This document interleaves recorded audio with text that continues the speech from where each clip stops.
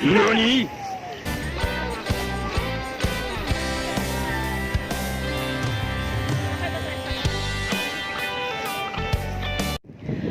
Hello guys! Welcome back to my YouTube channel. I'm with my sister and andun pa yung isang kapatid tsaka sila papa. Nandito kami ngayon sa Landmark. Yan. Sa Landmark Alabang. So for today's video, gagawa ako ng makeup tutorial. Pero with a twist. 500 pesos makeup challenge. Tutulungan ako ng mga kapatid ko. Maghahanap kami ng makeup na worth it sa gagawin nating tutorial. Nakakaba kasi ang mamahal na guys ng makeup tapos 500 lang yung budget. Tignan natin kung kakayanin ba o no. Nalagpas ba sa budget? So kailangan ma-push natin yun. So ngayon, naghahanap muna kami ng kakainan. Oo. See ya! So, dito kami ngayon mag-lunch sa SNR. Sama ko yung family ko.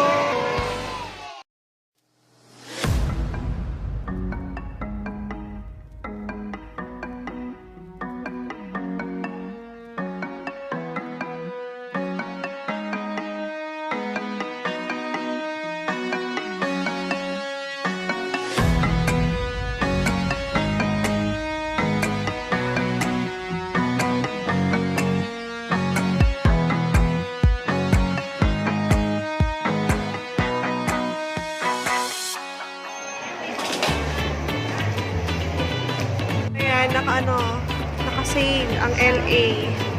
Ayan. So, feeling ko ma-reach natin yung 500 budget natin. So, kabila ko guys na ito yung gagamitin ko sa lips ko. Original price niya. Magkano nga ito may original price? 149. 70 na lang siya. 70 na lang siya. 70 na lang siya. So, yun, nakabili ako ng isang palette. Meron na siyang eyeshadow at saka meron na siyang blush on 100. Kaya magbabayad na kami. Ito yung items natin. So, tingnan natin kung 500 lang ba talaga. Or sobra.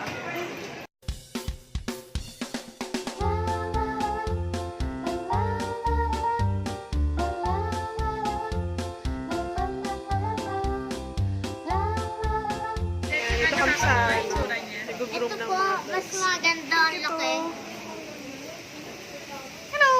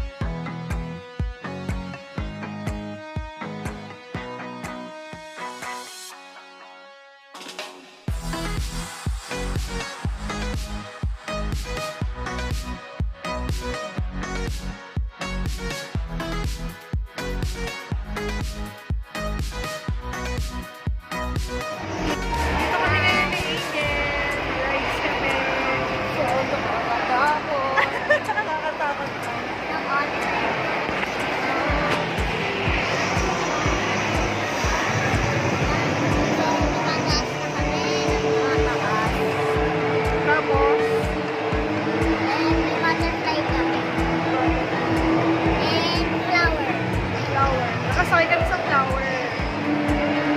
Tapos, gigantic flower. Masaya ka ba? Gano'n ka kasaya?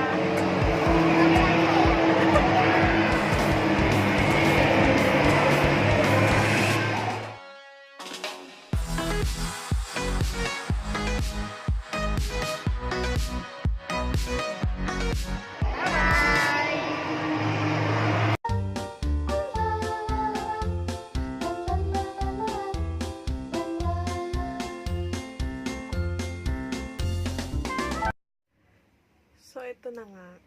gagawin na natin yung ating video na 500 pesos makeup challenge. So, ito yung napamili ko sa Landmark. Ipakita lang natin is yung gagamitin natin dun sa video natin. Meron tayong gagamitin dito na BB cream. Nabili ko siya sa Watsons for only 25 pesos. So, meron tayong BB cream in color of beige. Ayan. Sa Nichido, meron tayong gagamitin na eyeliner. This is just 68 pesos best na Fashion 21 na duo eyebrow powder. So, meron siyang dark at saka lighter color niya. So, this is 150 pesos.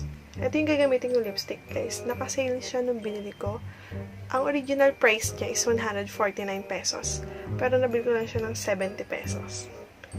Ang ganda nito kasi nung nag-swatch ako nito, grabe, papambonggang makeup. Patok to. Bumili rin ako ng isang palette ni Aido. This is 100 pesos. Meron na siyang 10 na eyeshadow and 2 blush on. And then, para sa ating powder, kasi magkano lang natitira, so, bumili ako ng Johnson. 30 pesos lang to. Anyways, may gagamitin naman tayong BB cream. So, simulan na natin!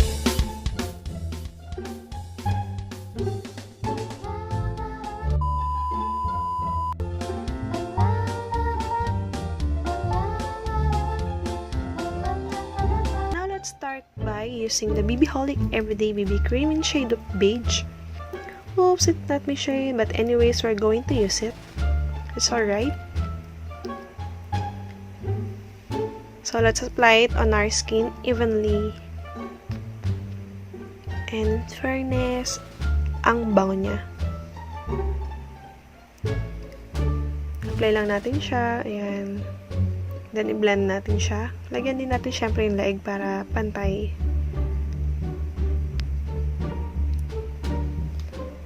And then, next, we can now use the Johnson's Baby Powder.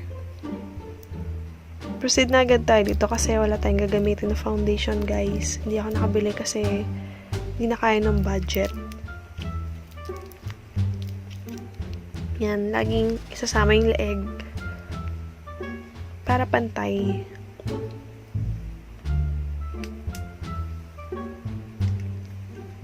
And then, let's use the Fashion 21 para sa ating kilay. Ito yung magiging pang kilay natin. And gagamitin ko yung dark shade at yung kasama nitong applicator. So, try na natin siya. Okay naman siya gamitin, lalo na yung applicator niya. Nice naman gamitin.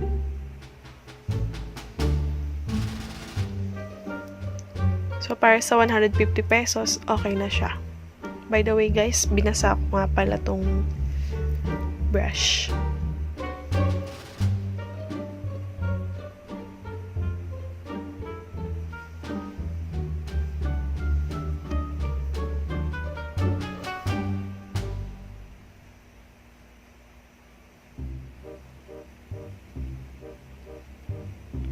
Okay na yung kilay natin. And then, gagawin ko lang din yung kabilahong kilay. Ayan.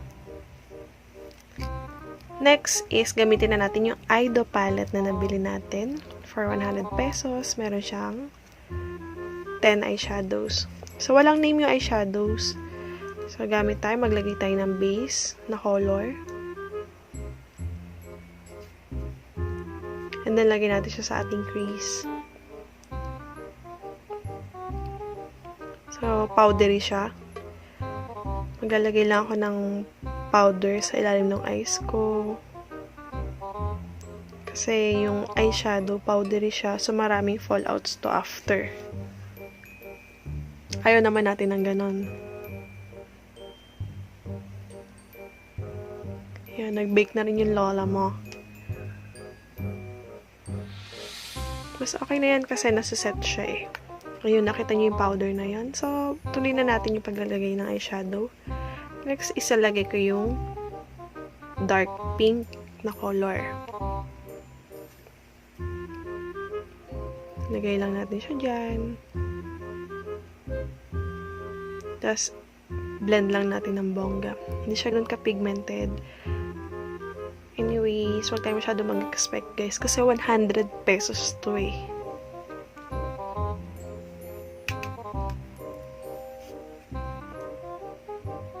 Next is gagamitin ko yung dark brown. Binasa ko yung brush para medyo kumapit yung eyeshadow. Push natin to. Kailangan gumana siya. Then, gumamit lang ako ng ibang brush para i-blend natin to at matanggal yung harsh. Next is gagamitin ko yung lighter shade na brown. Nalagay ko siya doon sa inner and middle lid. And then, blend lang natin siya. And then, gagamitin ko yung isang blush on para ipang blend dun sa eyeshadow ko.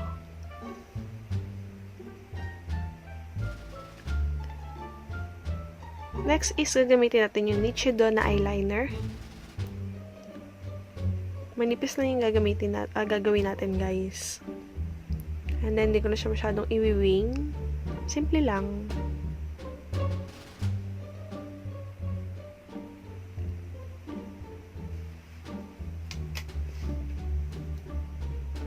Pwede na natin tanggalin yung ating powder. Ayan. O, diba, bongga? Walang fallout.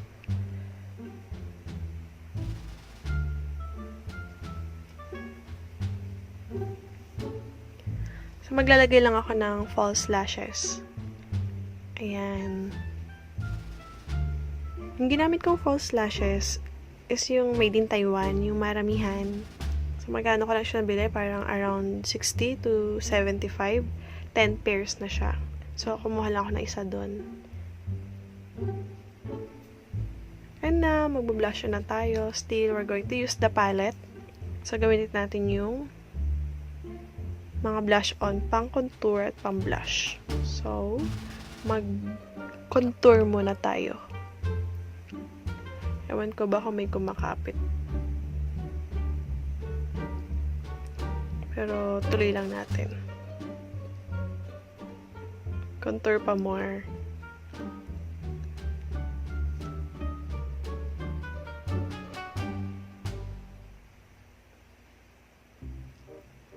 And then, magbablush na tayo. Diba? Bongga. At yung makeup natin, hindi halatang 500 pesos lang yung budget, best. Dapat bongga. O, diba? Magna-nose line pa tayo. Dapat minsan magiging creative ka lang. Ayan. Mag-nose line lang tayo para mas magandang tignan. Now, we can use the lipstick.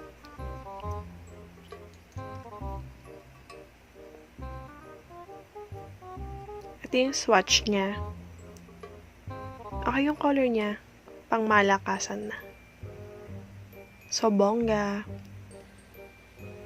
And, dapat careful maglagay nito kasi mabilis siya matuyo. Tsaka kiss-proof siya. Hindi siya nagtatransfer. Let's say, uminom ka, kumain ka, andyan pa rin yung lipstick mo.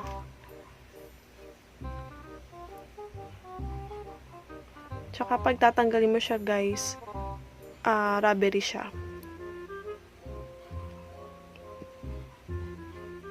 Okay din naman yung amoy niya. Hindi siya totally amoy chemical.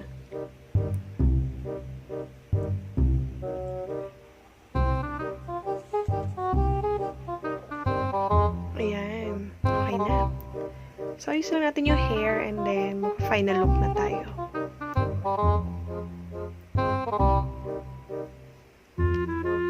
Six and a half hours later. So now guys, this is the final look.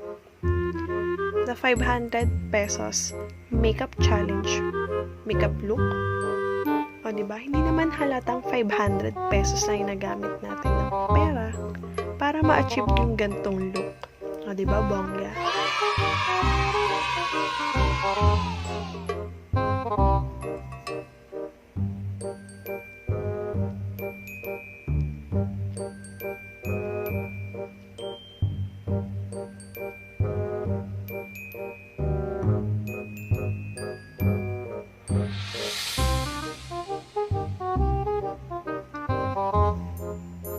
So thank you guys for watching this video, and please like and subscribe on my channel. See you on my next video.